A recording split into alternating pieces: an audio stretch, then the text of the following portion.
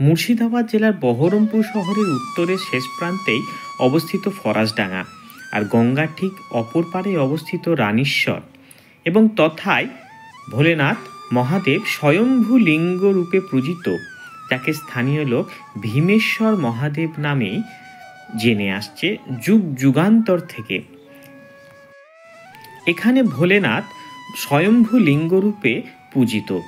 তার স্থানে থাকা স্বয়ম্ভু লিঙ্গ এবং নন্দী মহারাজের মূর্তি বর্তমান। প্রতি বৈশাখ মাসে সংক্রান্তি তিথিতে বাবার বিশেষ পূজার্চনা এবং উৎসব হয়ে থাকে। শুধু তাই নয়, শ্রাবণ মাসে সোমবার জুড়েও হয় আরাধনা।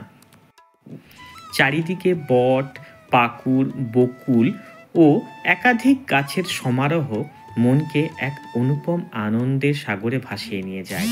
শুধু তাই নয়, পাশেই থাকা বট গাছে মানুষেরা ভিড় জমায় এবং তাতে মানত করেন। শোনা যায় এই মানত কখনো কারো বিফল হয় না।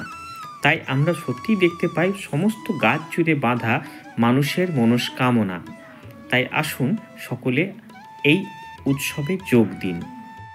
স্থানীয় এই মন্দিরের রক্ষণাবেক্ষণ করে থাকে পার্শ্ববর্তী ঘোষ গ্রামের কিছু মানুষেরা এবং তাদের ইচ্ছাতেই এটি চলছে। শুধু তাই নয়, এইখানে খিচুড়ি রান্না হয় এবং প্রসাদ ঢালা হয় পাশের এই পাত্রেই। সেখান থেকে এটা ভক্তদের উদ্দেশ্যে বিলি হয়।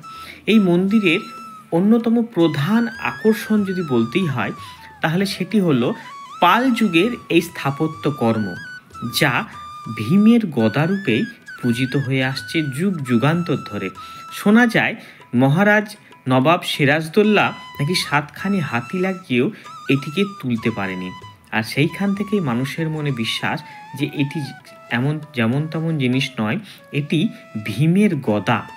তাই আজও এখানে শ্রদ্ধালু ভক্তেরা আসেন তাদের মনস্কামনা নিয়ে এবং পূজা করেন এই ভীমের গদা রূপে পরিচিত এই স্থাপত্য কর্মের। এবং যেখানে ভারতীয় সংস্কৃতি একথাই বলে, শিব জ্ঞানী সব। তাই সকলেই আসুন এই পবিত্র স্থানে। ধন্যবাদ।